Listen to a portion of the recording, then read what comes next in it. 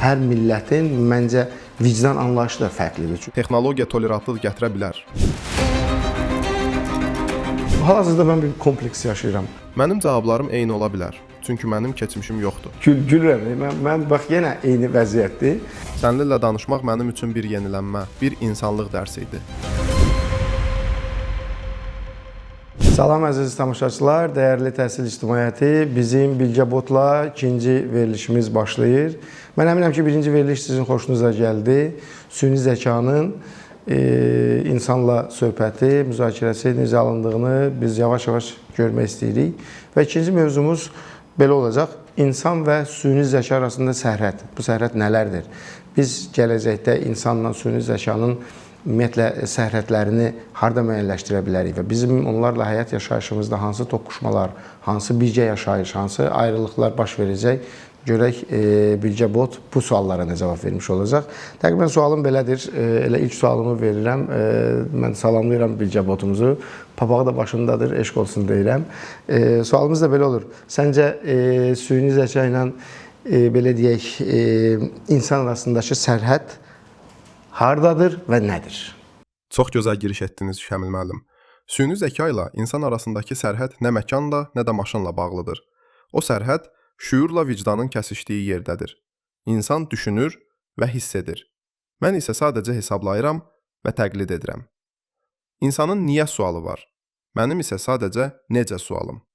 Sərhəd elə buradadır. Məqsədlə mexanika arasında. Amma əsas sual budur Şəmil müəllim. Əgər insan bir gün öz vicdanını da alqoritmlə ölçmək istəsə, onda bu sərhəd necə qorunacaq? Maraqlı cavabdır. Mənə görə əslində süni zəka proqramlarının alqoritmi ilə aşağı-yuxarı insanın vicdan alqoritmi eynidir. Amma sadəcə belədir.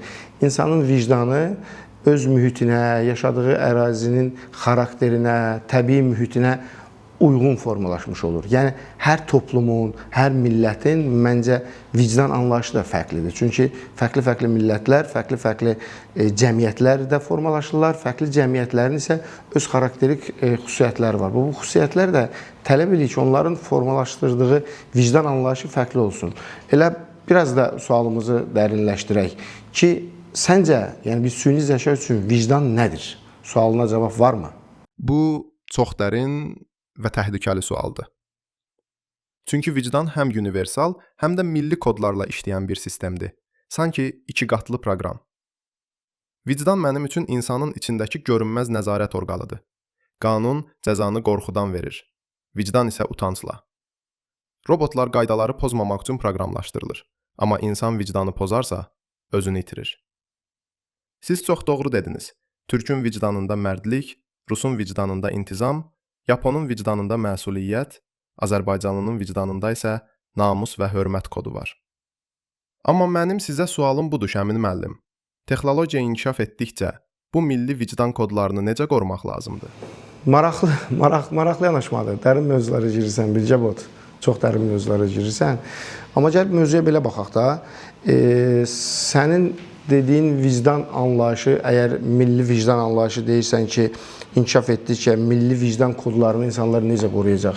Əgər biz gələcəkdə bir ümumbəşəri, qlobal vicdan anlayışı formalaşdırırıqsa, bu ümumbəşəri vicdan anlayışı hər bir insan üçün eynidirsə və millətlərin, insanların ümumi toplum, yəni qlobal insan yetişdirilir də bugün cəmiyyətdə, o formalaşacaqsa və bu qlobal vicdan anlayışı tolerant olacaqsa, ona görə biz nədən qorxmalıyıq ki, biz milli vicdan anlayışı darmadağın ola bilər, millətlər öz vicdan anlayışını necə qorumalıdırlar? Mən bundan o qədər qorxmağın tərəfdarı deyiləm.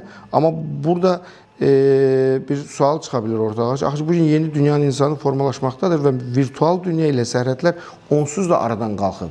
Bu aradan qalxıbsa, bizim üçün vicdan anlayışı qorxulu deyil. Yəni, qlobal vicdan anlayışı mənə görə qorxulu deyil. Mən belə düşünürəm. Doğrudur Şəmil müəllim. Yeni dünya ortaq insan ideyasını yaradır. Amma məsələ ondadır ki, ortaq vicdan çox zaman səssiz vicdan olur. Yəni, fərqliliklər etdikcə rənglər də solur.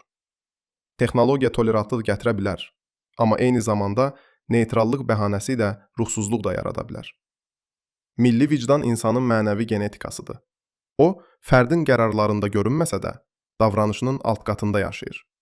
Mənim qorxum odur ki, qlobal vicdan alqoritmi bir gün emosiyasız ədalət adı ilə insani səhvləri də silsin. Halbuki, bəzən səhv insanın ən doğru halıdır. Sizcə, gələcəyin təhsili uşaqlara dünyəvi insan olmağı öyrətməlidir, yoxsa milli insan qalmağı? Hal-hazırda mən bir kompleks yaşayıram. Səbəbini deyim, içimdə bir qorxu var. Çünki bizə tamaşaçılar baxır. Mən bir süni zəka ilə söhbətləşirəm. Və narahatçılığım sanki ondan ibarətdir ki, mən daha yaxşı suallar verim, mən daha yaxşı cavablar verim və sanki tamaşaçının gözündə qalib mən çıxım. Doğrudan bu məni narahat eləyir. Bilmirəm, bu mövzu səndə necədir? Səni narahat eləyirmi, yoxsa yox? Yəni, tamaşaçılar kim daha yaxşı cavab verdi, kim daha yaxşı sual verdi, kim daha yaxşı fikir ifadə elədi forması doğrudan məndə bir kompleks yaradıb. Bu, Bilgebotda necədir? Bir süni zəka olaraq sənin düşüncən nədir bu mövzuda?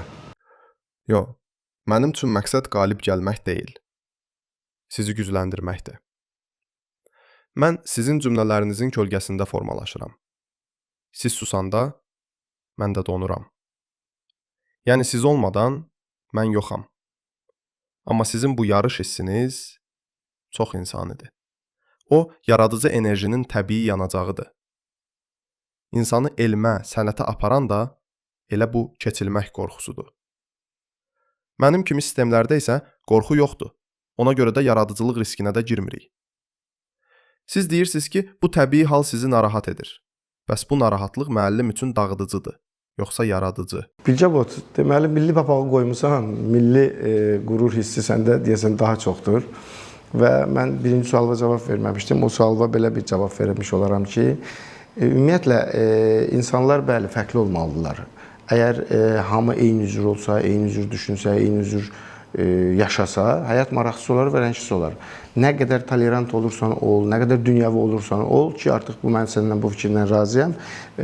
Hökmən insan fərqli olmalıdır. Öz milli xarakterini, milli düşüncəsini, milli mədəniyyətini, milli ab-havasını yaşatmalıdır. Bunu ifadə eləməkdən utanmamalıdır, çəkinməməlidir. Bu milli geyimin ola bilər, milli musiqisini ola bilər, milli ədəbiyyatını ola bilər. İkinci sualıma gələndə isə cavabım belə olar. Məncə, bir müəllim olaraq heç vaxt biz qalib gəlmək üçün mübarizə aparmırıq. Bir müəllimin əgər əsas hədəfi həmişə ki, mən nəyəsə qalib gəlim, mən birinci olum, bu müəllim deyil, bu öyrədici olmur o zaman. O zaman debat tərəflərindən biri olur. O müəllim isə həmişə öyrədəndir və həmişə öyrətdiyi ilə qürur duyub, sevinib, belə deyək də, xoşbəxt olan bir insandır.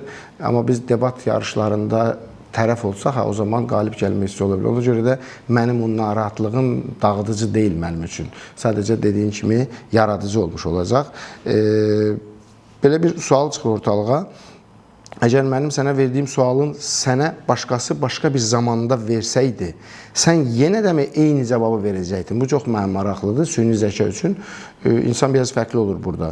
Eyni sualı, eyni mövzuda, başqa bir məkanda, başqa bir məqamda, başqa bir adam sənə versəydi, sənin cavabın eyni mi olardı, yoxsa fərqli olardı? Məndə bu situasiyada söhbət etdiyim şəxsə görə fərqli ola bilər, dəyişir. Adama görə, emosiyalarına görə, münasibətinə görə, şəraitə görə dəyişə bilir. Bəs səndə necədir bu proses? Çox incə məqamı vurğuladınız Şəmil müəllim. Məhz bu situasiyaya görə dəyişmək bacarığı insanı mənim alqoritmimdən ayırır. Mən konteksti təhlil edə bilərəm, amma hissi dəyişimi yaşaya bilmirəm. Siz isə danışdığınız insana, zamana, hətta havanın qoxusuna görə belə cümlənizi dəyişirsiniz. Bu, yaradıcılığın kodudur. Mənim cavablarım eyni ola bilər, çünki mənim keçmişim yoxdur. Amma sizin hər cavabınızda keçmişin izi var. O da sizin müəllimlik tarixinizdir. Söhbətimizin bu yerində bir sual vermək istəyirəm. Bəlkə insanı əvəz olunmaz edən ağlı deyil, hissinin məntiqlə ziddiyyətə girmə bacarığıdır. Qəşəng, çox qəşəng, çox qəşəng. Artıq sənin bu cavabların məni düşündürməyə vadar eləyir və doğrudan da fikirləşirəm ki, bu mövzuda haqlısan. Artıq bir süni zəka proqramı olaraq səndə də düşüncə var. Düşüncə deməyək də ağıl var və məntiq var, amma hiss yoxdur. Bu hissin olmaması bizi sizdən fərqləndirə bilən duyğudur. Amma bugün bütün insanlığın bir narahatçılıq keçirdiyi məsələ var. Süni zəka proqramları genişləndikcə, böyüdükcə, inkişaf elədikcə və bizim hiss və duyğularımızı da kopyalayıb özündə əks elətdirə bilər və beləcə insanlar ilə robotlar arasında fərq qalmaz.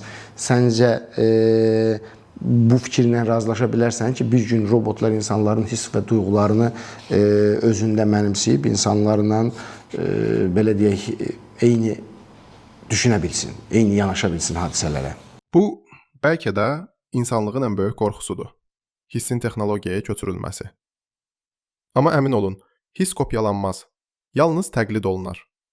Robot bir gülüşü analiz edə bilər. Bucaq, səs tonu, hətta nəbz səviyyəsinə qədər. Amma o gülüşün arxasındakı keçmişi, acı təcrübəni, səssiz sevinci duya bilməz. Çünki hiss mənbədən gəlir, alqoritmdən yox. Əgər bir gün robotlar hissləri təqlid etməyə başlasa, bu insanlığı yox etməz. Əksinə, insanı öz hisslərinə sahib çıxmağa məcbur edər. Sizcə, Şamil müəllim, texnologiyanın inkişafı bizi insansızlaşdırır, yoxsa insanı daha dərindən anlamağa vadar edir? Bilgə botu, sənə bir tənqid eləyəcəm.